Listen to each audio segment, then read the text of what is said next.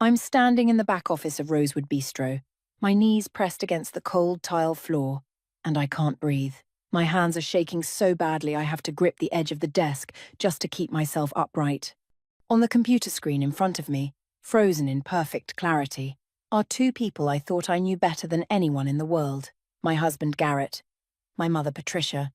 They're not sitting across from each other like they were when I left an hour ago. No. Garrett has moved to her side of the booth, his arm wrapped around her shoulders, pulling her close against his body.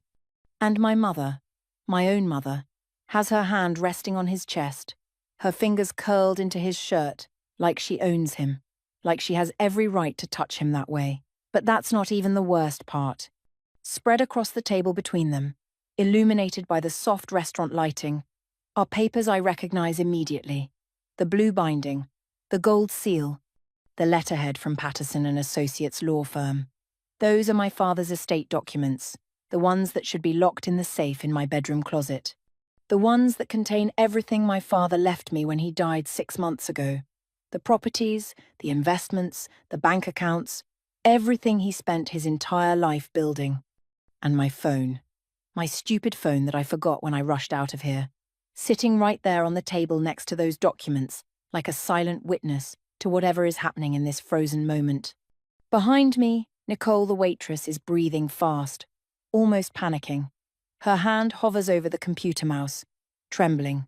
"I'm sorry," she whispers. "I'm so sorry you have to see this. But you need to know.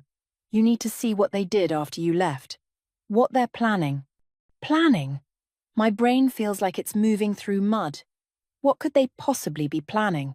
And why are they sitting like that? So close, so intimate. Why does my mother have that expression on her face? That soft, almost dreamy look I've never seen before.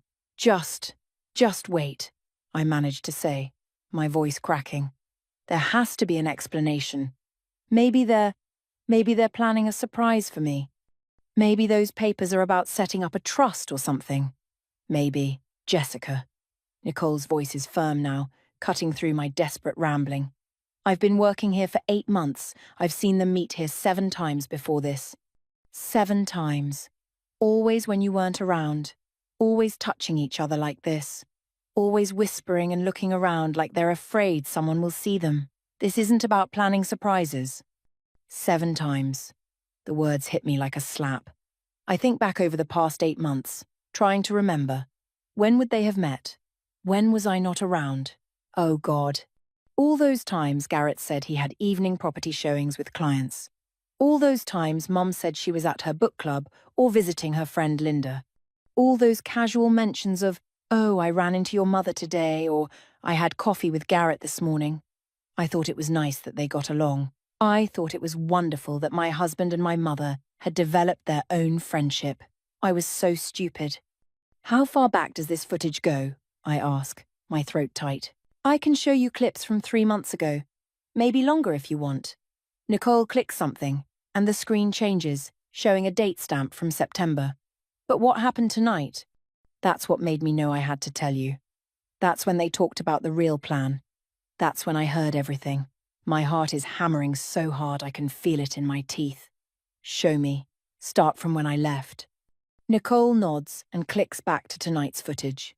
She drags the timeline back and presses play. I watch myself on the screen, standing up from the table, kissing Garrett on the cheek, hugging my mother goodbye. It was supposed to be Mum's birthday dinner. 58 years old today. We'd had wine, shared appetizers, laughed about old memories. Everything seemed perfect. On the screen, I see myself walk away toward the exit, pulling out my phone to check the supposed urgent work email that had come through. I watch myself disappear from view. Then I watch Garrett and my mother. For exactly 2 minutes, they sit properly. Garrett on his side of the booth, Mum on hers. They're not even looking at each other. They're just waiting. The timestamp in the corner ticks forward. 1 minute. 2 minutes.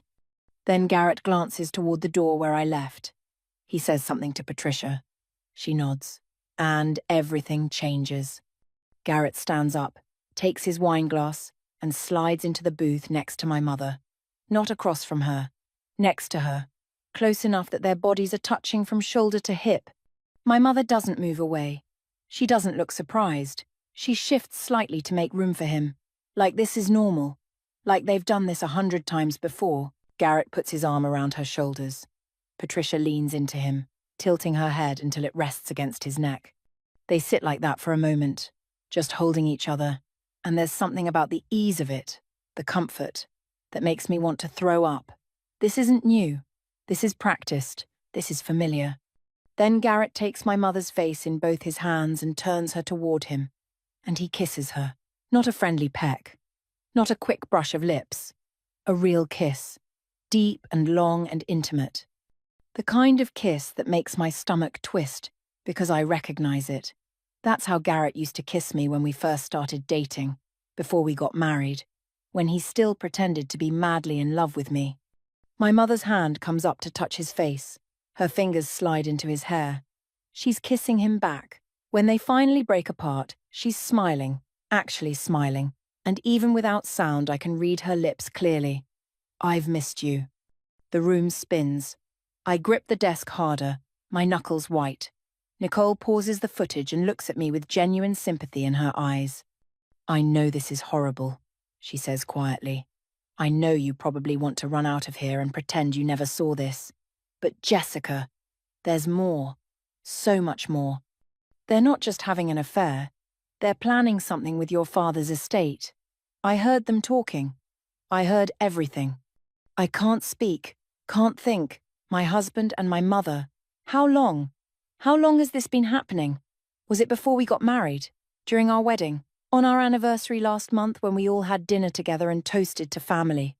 On the screen, frozen now, Garrett is reaching into his jacket. I can see the corner of an envelope, thick with papers. Those estate documents. How did he get them out of our safe? When did he make copies? Keep playing it, I whisper. My voice doesn't sound like mine anymore. It sounds cold and distant, like it's coming from somewhere outside my body. Nicole hesitates. Are you sure?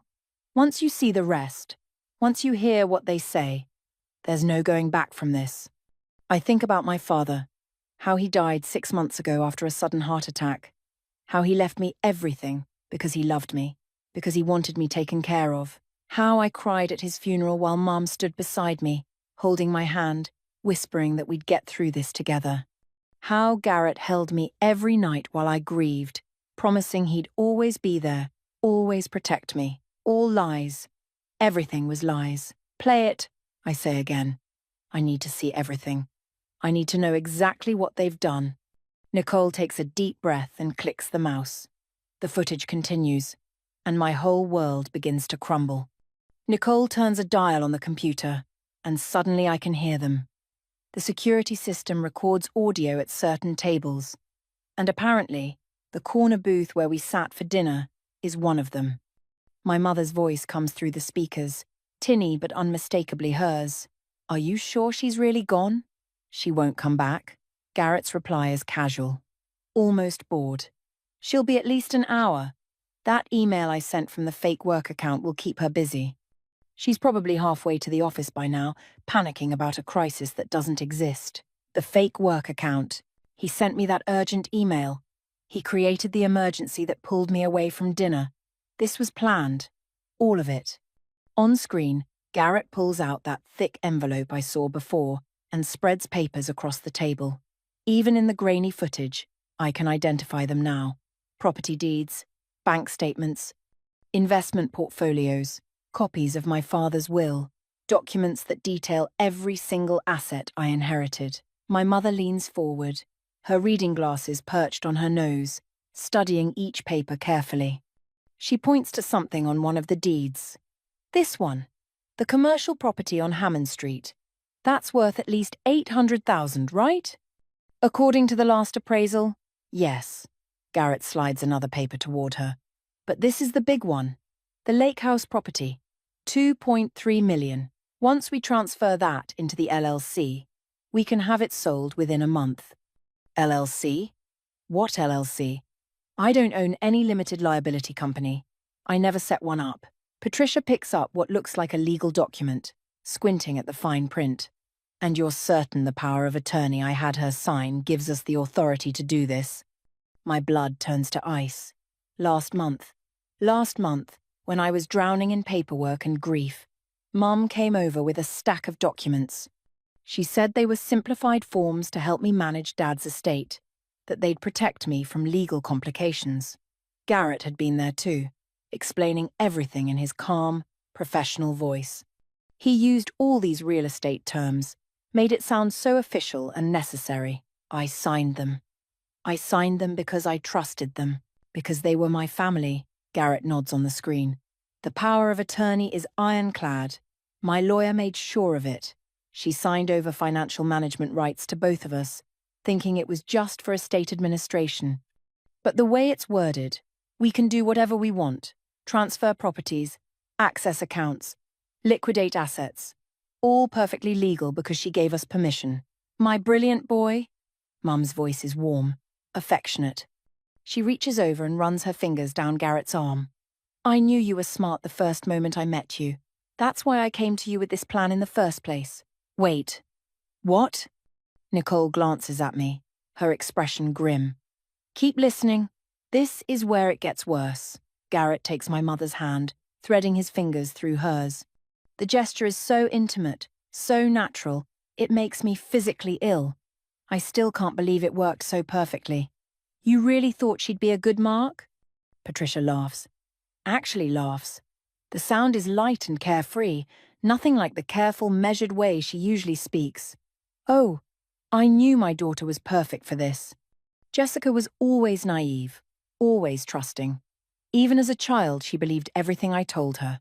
And after her father filled her head with all that nonsense about family loyalty and loving your mother no matter what, well, she was practically gift-wrapped for someone like you. Someone like him. My hands are shaking so badly I have to sit down on the floor. Nicole crouches beside me, but I wave her away. I need to hear this.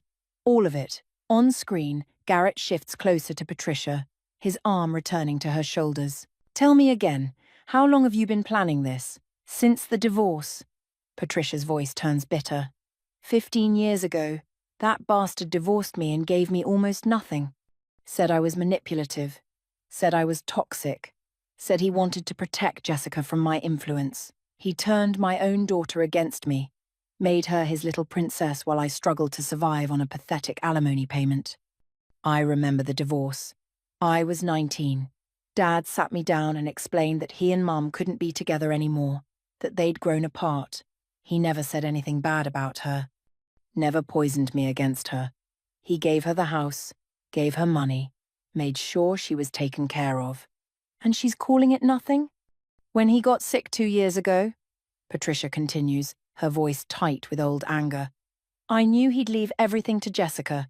He always loved her more than me. Always. So I started planning. I needed someone on the inside, someone who could get close to her, marry her, gain her trust. She looks up at Garrett with something that might be admiration or might be lust. I found you through a friend.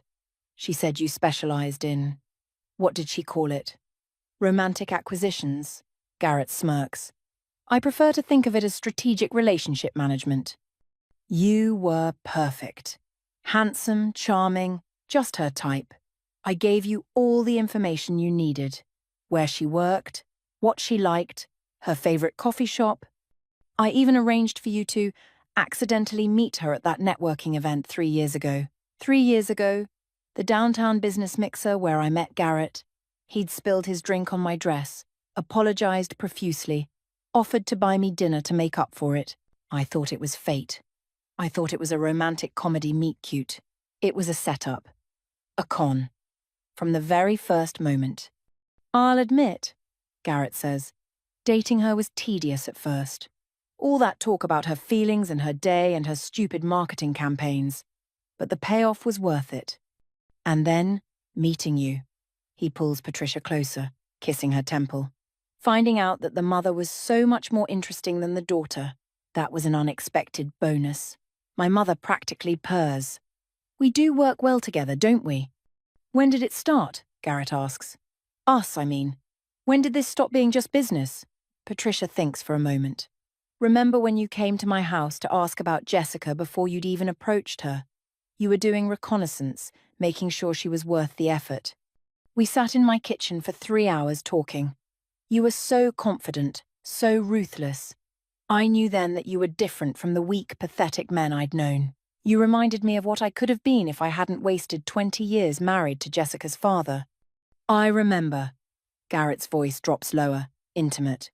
You told me you hated him, hated that he'd rather give everything to his precious daughter than take care of the woman who'd given him the best years of her life.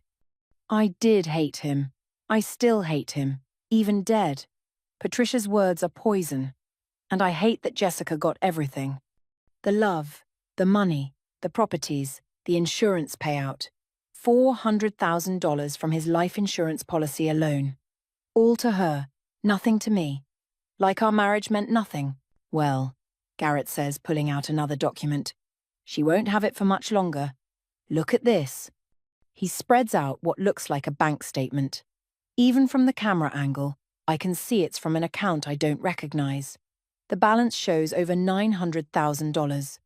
This is our offshore account, Garrett explains. Every time Jessica signs something we put in front of her, we move more money.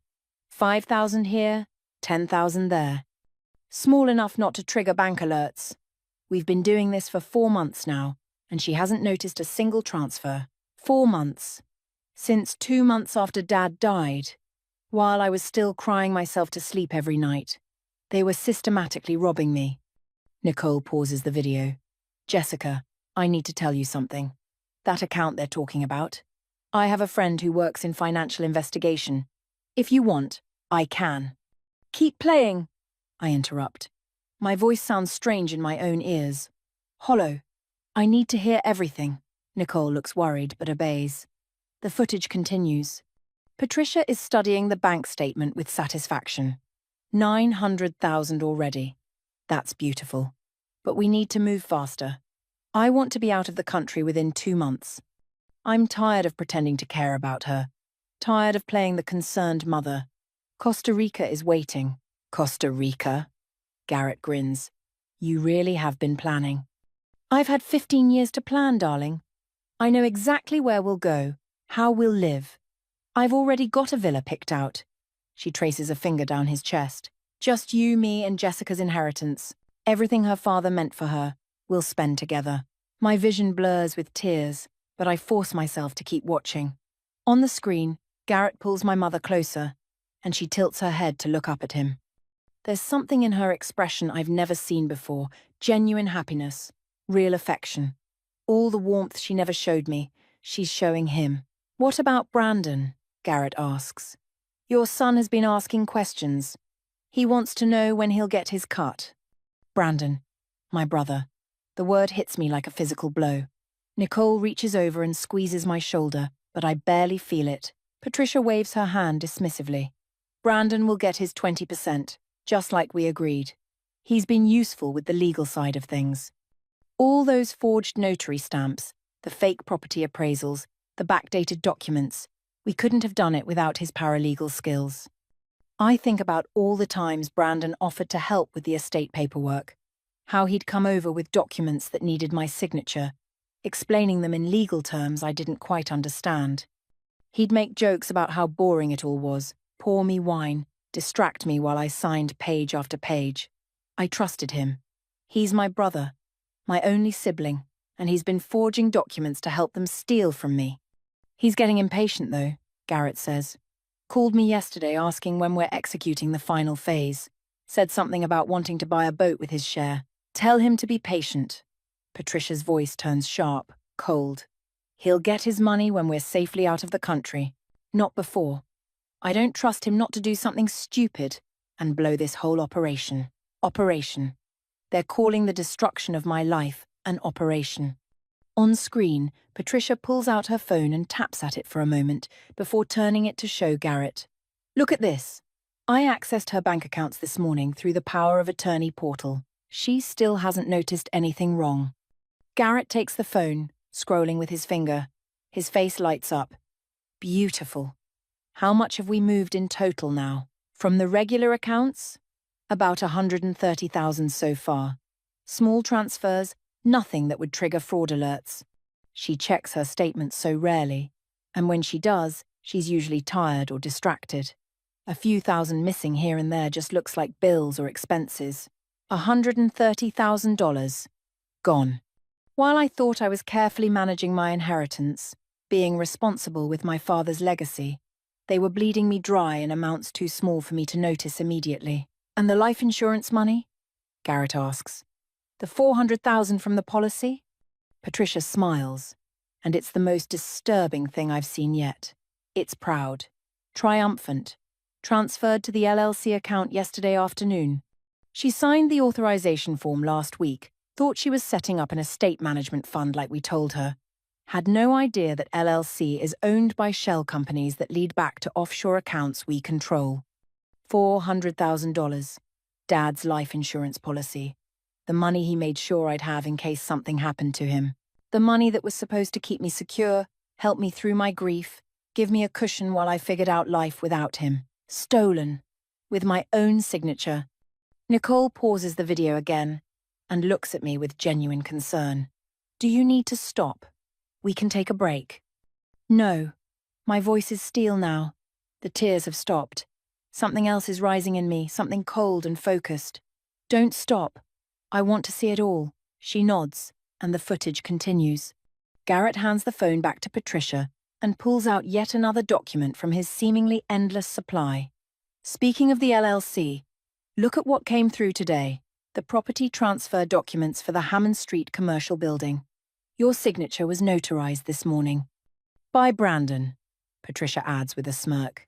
He does such good work with that fake notary stamp. The county recorder's office will never know the difference. I never signed anything about the Hammond Street property today. I was at work all morning, then came straight to this dinner, which means they forged my signature, again, and used a fake notary seal to make it legal. That property is worth $800,000 according to what they said earlier. It's gone, transferred to their fraudulent LLC without my knowledge. How many properties have we transferred so far? Garrett asks. Patricia counts on her fingers. 3 of the smaller residential properties last month, the commercial space today. That leaves the lake house and the downtown office building. Those are the big ones, 3.7 million combined. Once we get those transferred and sold, we're set for life. 3.7 million. My father's most valuable properties. The lake house where we spent every summer when I was growing up, where Dad taught me to fish and told me stories on the dock. The office building that was his first major investment. The one he was so proud of. They're going to sell them, liquidate my memories for cash. Garrett leans back in the booth, and his arm slides lower around Patricia's waist. Timeline. When can we move on the big properties? Next week for the lake house, Patricia says. I've already got the transfer documents prepared. Brandon will forge the signatures and notarization on Monday. The downtown building is trickier. It has tenants and existing contracts. But my contact at the title company says we can push through a quick sale if we're willing to take slightly under market value, maybe 2.1 instead of 2.3 million. Do it, Garrett says immediately. Speed is more important than squeezing out every dollar. The longer this takes, the more chance Jessica notices something. My name in his mouth sounds wrong now, like a stranger's name, like he doesn't know me at all. Maybe he never did. Patricia nods. Agreed. I'll tell the title company to move forward. We should have the sale completed within 3 weeks. Add that to what we've already moved, plus the smaller properties, and we're looking at over $5 million total. $5 million. That's not even my entire inheritance. Dad left me more than that. But it's enough to destroy me financially. Enough to take away the security he wanted me to have. Enough to fund their new life together while leaving me with nothing. What about the jewelry? Garrett asks. The family heirlooms. In my safety deposit box already, Patricia says with satisfaction. I convinced her to let me keep them safe after her father died. Said I wanted to protect them from burglars since she lives alone. Well, she lives with you, but she doesn't know I know you're not really protecting anything. The jewelry. Grandma's diamond necklace. Great-grandmother's sapphire ring. The pearl earrings that have been in our family for 4 generations. Dad specifically left them to me in the will, made sure they were catalogued and documented. Mum offered to put them in her safety deposit box for safekeeping, and I let her because I thought she was being helpful. They're gone. She's already stolen them. On screen, Garrett is kissing my mother's neck now, his hand moving along her side. I should look away, but I can't. I need to see this. Need to understand exactly who these people are. You know what I can't wait for? Patricia murmurs, tilting her head to give him better access. The moment she realizes it's all gone. When the bank statements finally show the truth. When she goes to access an account and finds it empty. When she tries to visit the lake house and discovers it's been sold. Garrett lifts his head, grinning. Will you be there to see her face? Oh, no. We'll be long gone by then, sipping cocktails on a beach in Costa Rica, spending her money. Patricia's smile is vicious.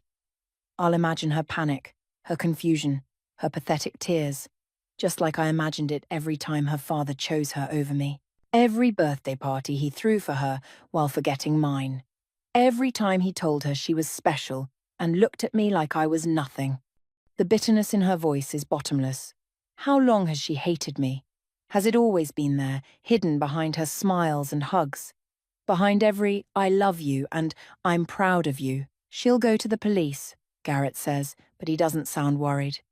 Let her. Patricia straightens up, her expression turning calculating. That's where phase 2 comes in, the mental health angle. I've been laying groundwork for months. Mental health angle? Ice floods my veins. Garrett sits up straighter, interested. Tell me about that. I know you mentioned it before, but what exactly have you been doing? Patricia pulls out her phone again, scrolling through something. I've been very careful, very strategic.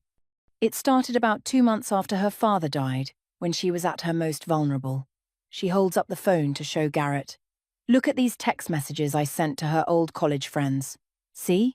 I express concern about Jessica's mental state.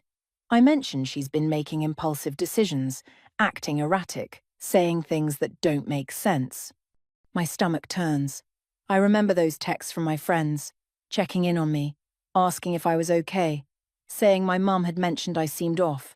I thought Mum was just worried about me. I thought she was being a caring mother, reaching out to my support system. She was poisoning them against me, planting seeds of doubt. And her work colleagues? Garrett asks. Even better. Patricia swipes to show him emails. I had lunch with her boss 3 weeks ago. Mentioned casually that Jessica hasn't been herself since her father's death. Said I was worried she might be making poor decisions, that grief can do strange things to people. I suggested, very subtly, that the company might want to keep an eye on her judgment, especially regarding financial matters. I remember that lunch. Mum said she wanted to meet my boss, Margaret, to thank her for being supportive during my grief. Margaret seemed concerned afterward, asked me several times if I was managing okay, if I needed more time off. I thought she was being kind. She was being made to doubt my competence. Brilliant, Garrett says, and he sounds genuinely impressed. So when Jessica realizes the money is gone and starts accusing us of theft, everyone will think she's having a mental breakdown, Patricia finishes. Her friends, her boss, her colleagues, they've all been primed to see her as unstable, grief-stricken, not thinking clearly. When she starts making wild accusations about her husband and mother conspiring to steal from her, it'll sound like paranoid delusions. Garrett laughs. Actually laughs. And I've been building my own case. Want to see? He pulls out his phone and starts showing Patricia something. They lean close together, heads touching, scrolling through whatever evidence he's manufactured.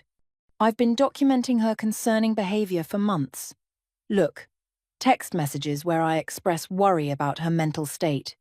Voice recordings of her crying, edited to sound more unhinged than they were.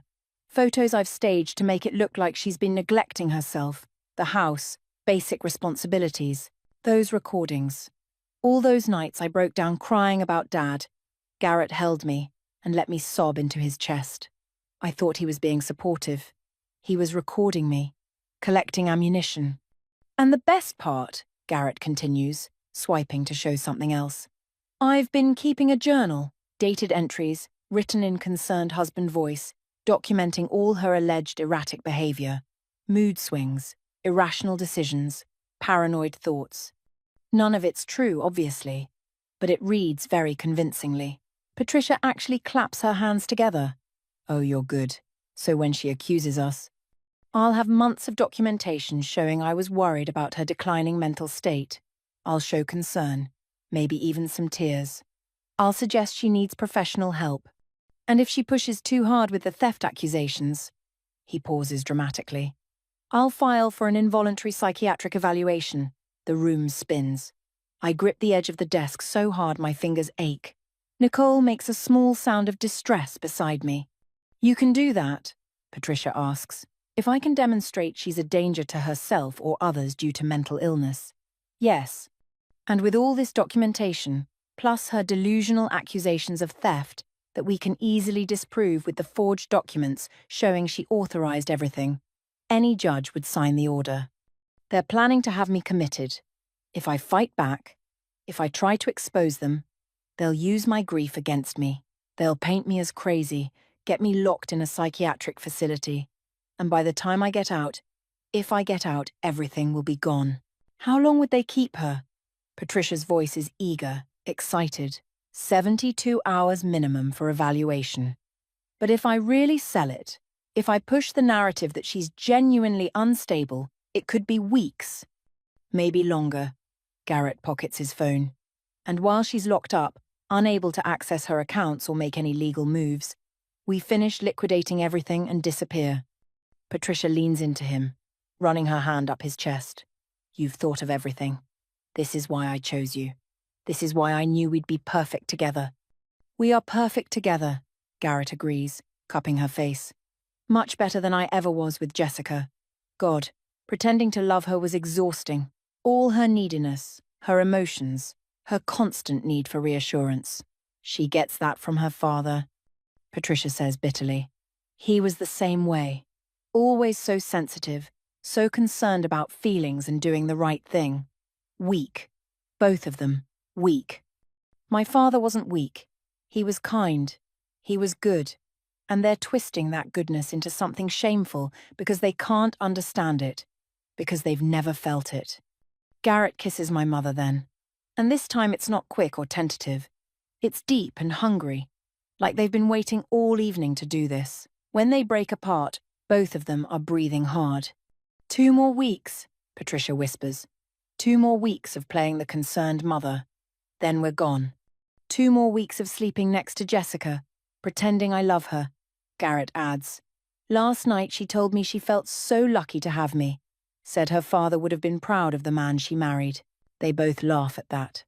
The sound of their laughter makes something inside me crystallize into pure, cold rage. Speaking of dear old Dad, Patricia says, did I tell you what Jessica said at his funeral? She stood at his grave and promised she'd honor his legacy, protect everything he built, make him proud. Patricia's voice drips with mockery. She has no idea his legacy is about to fund our retirement in paradise. Nicole stops the footage. She turns to me, and I see tears streaming down her face. Jessica, I'm so sorry. I'm so sorry you had to hear that. But I'm not crying anymore. Something has shifted inside me. The devastation, the heartbreak, the betrayal. It's all still there, but it's been forged into something harder, something focused. Keep going, I say. There's more, isn't there? Yes, but show me. All of it. I need to know exactly what they've done. Every detail. Every plan. Every lie. Nicole wipes her eyes and nods. Okay. But this next part. They talk about what happens after. About the divorce papers Garrett's already prepared.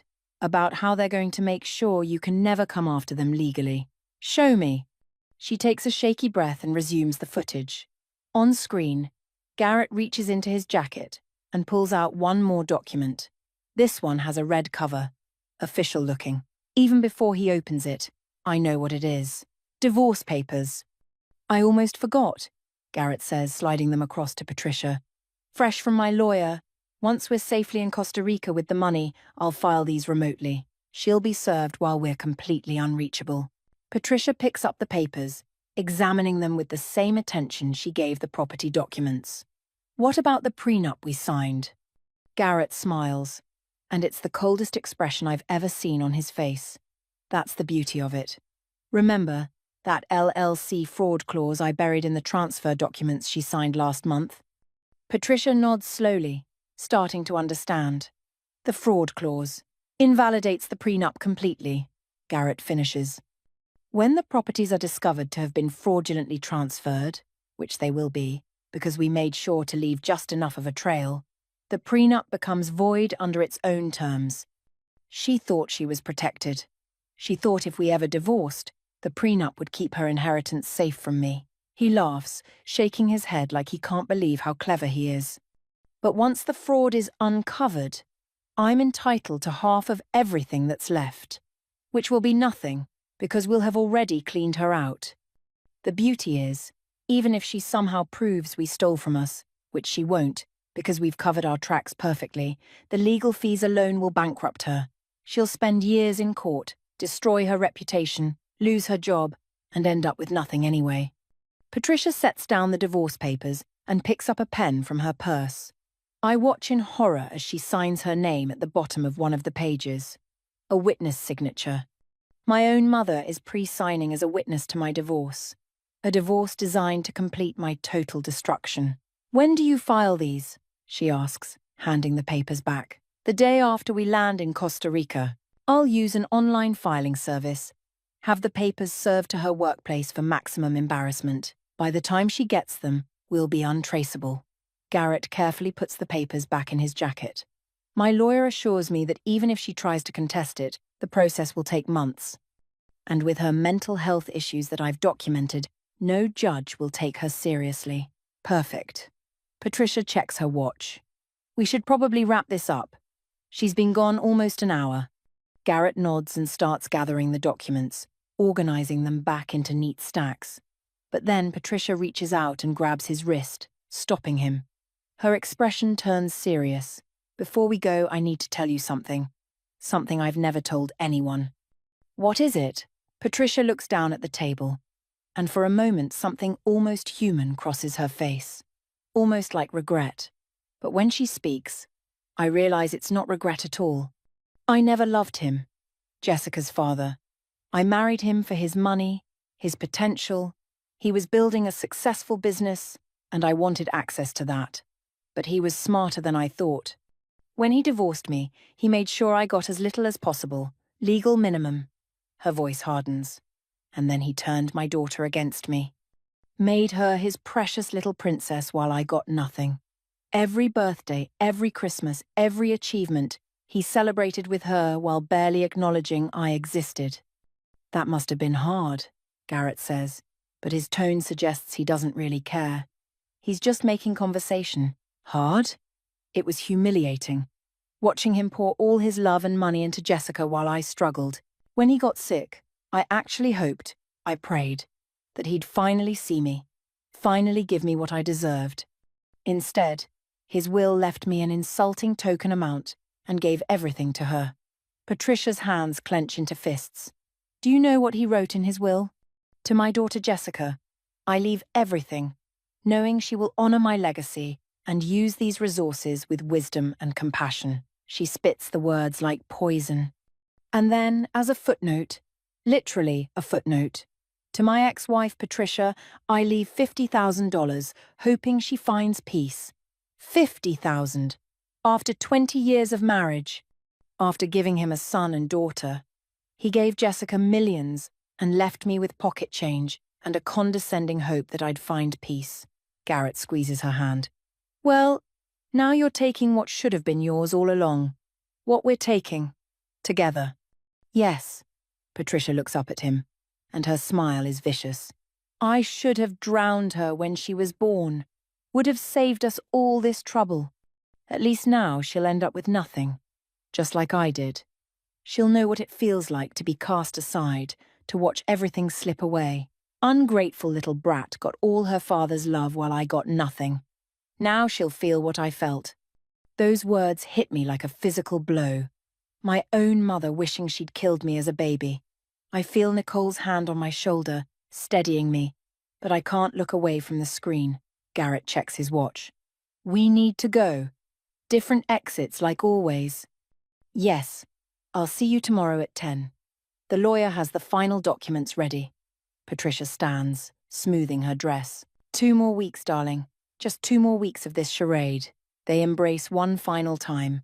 A long, passionate kiss that makes my stomach turn.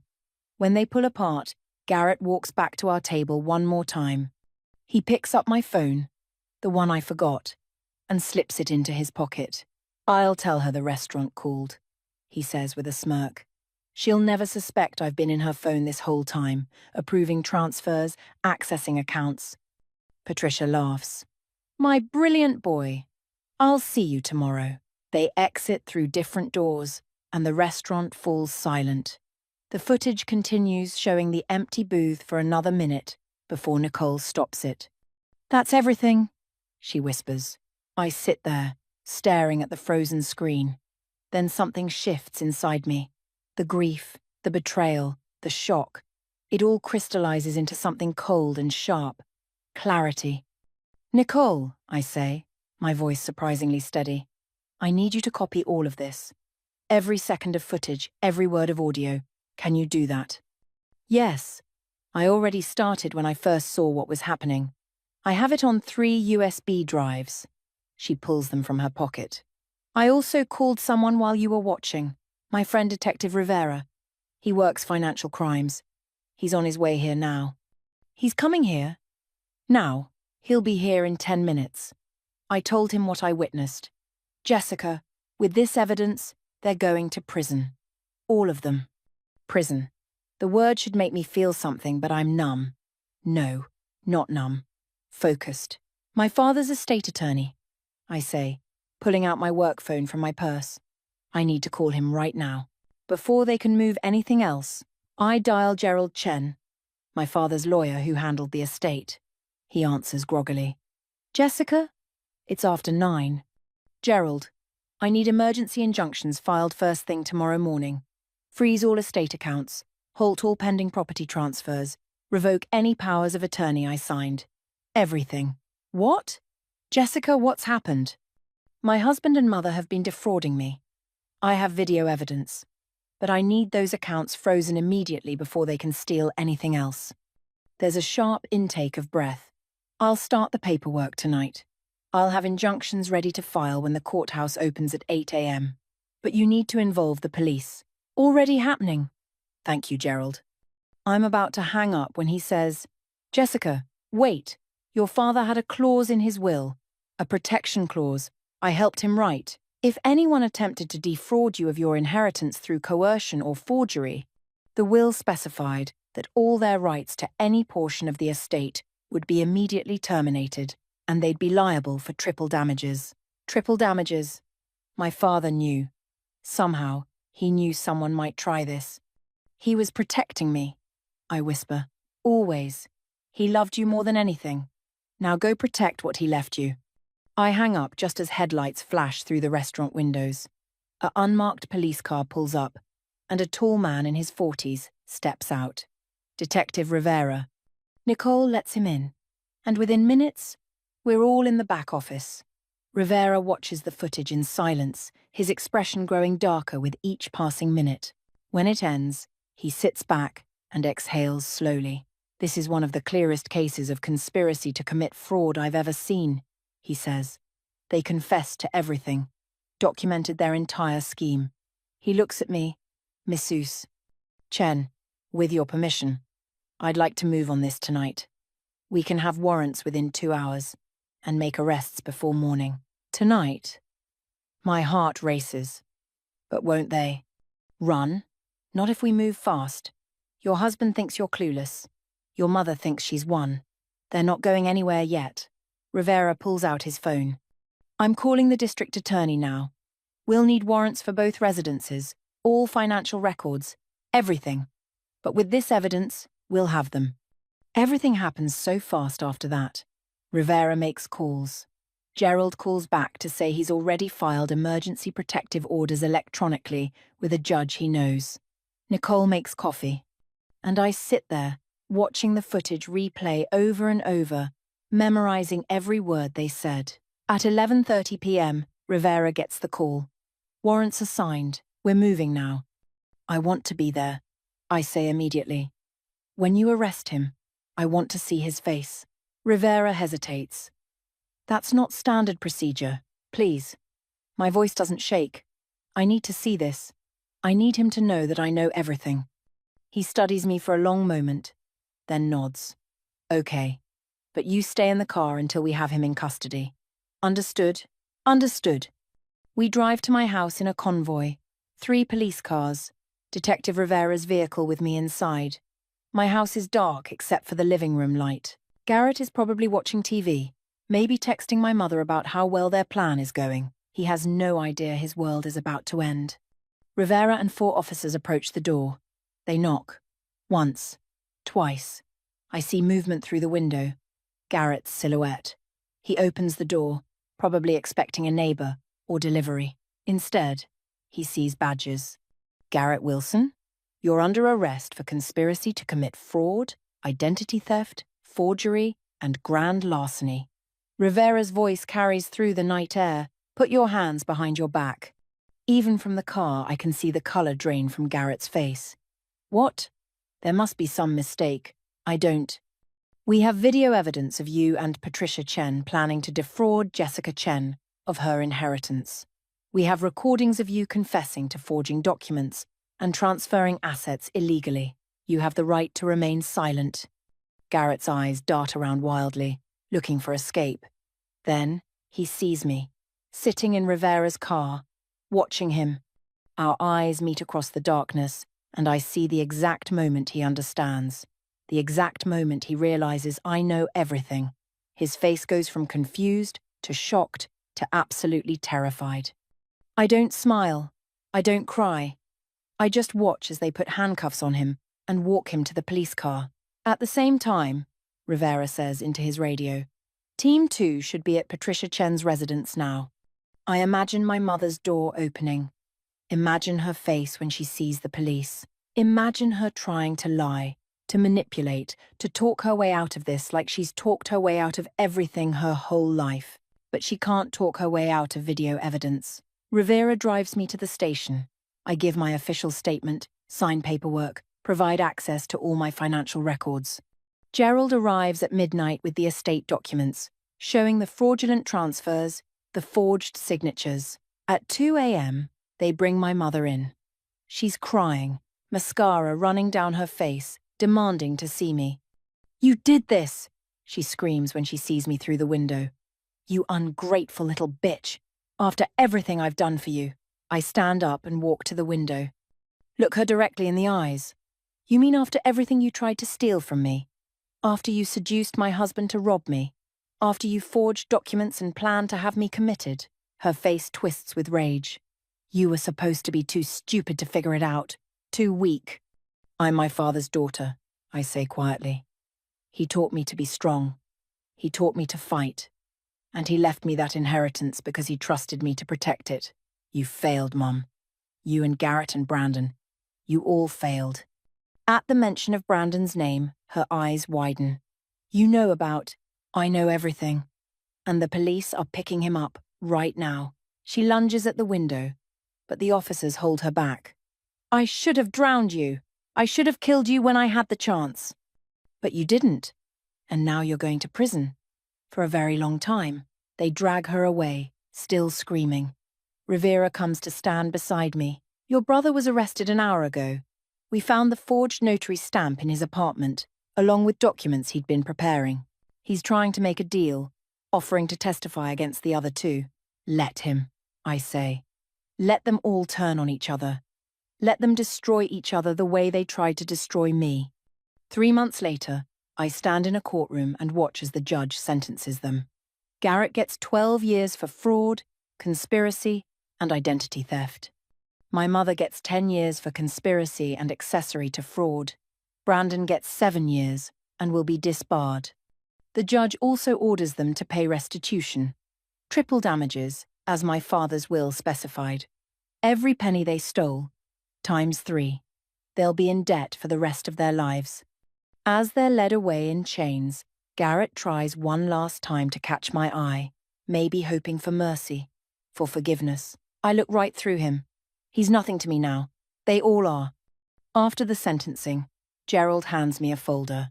All your assets have been recovered and secured. Your father's estate is whole again. He'd be proud of you, Jessica. I take the folder and think about my father, about how he loved me, protected me, even from beyond the grave, about how he knew I was strong enough to fight. That night, I drive to the cemetery, stand at his grave like I did the day of his funeral, when I promised to honor his legacy. I did it, Dad, I whisper. I protected everything you built. I didn't let them win. The wind rustles through the trees, and for just a moment, I swear I can feel him there, proud, loving, at peace, knowing his daughter is safe. I am Jessica Chen, daughter of a man who loved me enough to protect me even after death, survivor of a betrayal that would have destroyed a weaker person. But I'm not weak. I never was, and I never will be.